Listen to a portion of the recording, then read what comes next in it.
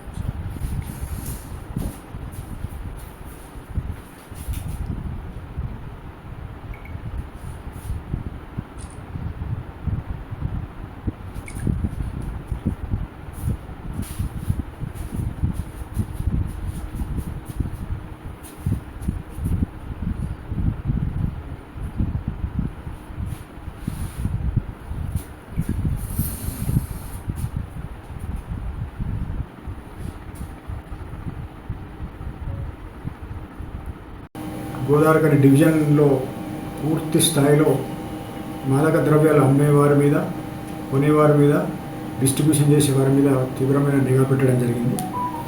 దానిలో భాగంగానే ఈరోజు గోదావరికని వన్ టౌన్ పోలీసులు ఇంద్రసేనారెడ్డి గారి ఆధ్వర్యం లోపల 2 వ్యక్తులను అడ్డగుంటపల్లి ప్రాంతం లోపల అరెస్ట్ చేసి వారి దగ్గర నుంచి 1 కేజీ గాంజాయి స్వాధీనం చేసుకోవడం జరిగింది.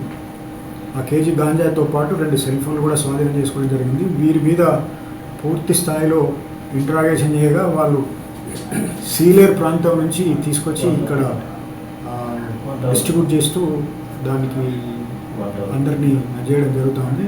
దాని మీద ఈరోజు వాళ్ళను అరెస్ట్ చేసి కోర్టులో ప్రవేశపెట్టడం జరుగుతుంది. వీరిని తదుపరి పూర్తి స్థాయిలో ఇంట్రాగేషన్ చేసి ఇక్కడ మిగతా దీని వెనకాల ఉన్నటువంటి చైన్ను కూడా పూర్తి స్థాయిలో బ్రేక్ చేసి కంప్లీట్గా శాస్త్రీయబద్ధంగా పరిశోధన చేసి ఛార్జ్ దాఖలు చేయడం జరుగుతుంది. ఈ సందర్భంగా గోదావరికని ప్రజలకు విజ్ఞప్తి ఏంటంటే, నిర్భయంగా మీకు ఏ చిన్న అనుమానం వచ్చినప్పటికీ కూడా, ఎవరి మీద అనుమానం ఉన్నప్పుడు కూడా నిర్భయంగా మాకు సమాచారం ఇచ్చినట్టయితే ఈ మహమ్మారిని కట్టడి చేసే అవకాశం ఉంటుంది. కాబట్టి వాళ్ళ పిల్లల మీద, మిగతా వారందరి మీద కూడా పూర్తి స్థాయిలో నిఘా పెట్టి పోలీసులకు కోఆపరేట్ చేయాల్సిందిగా విజ్ఞప్తి చేస్తాం.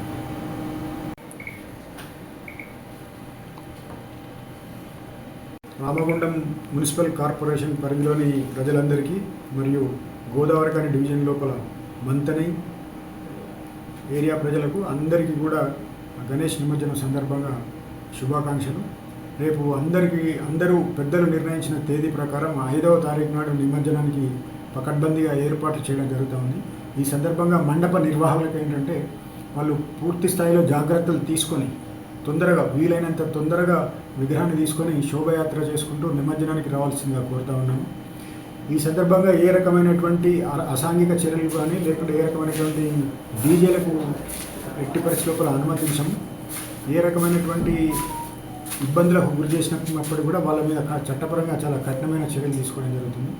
భక్తులందరికీ, మండప నిర్వాహకులందరికీ మా యొక్క మనవి ఏంటంటే, ఈ పండుగను పండగలాగానే ఒక శోభాయాత్రలాగా చేసి దీన్ని పూర్తి స్థాయిలో సక్సెస్ చేయాల్సిందిగా కోరుతాము.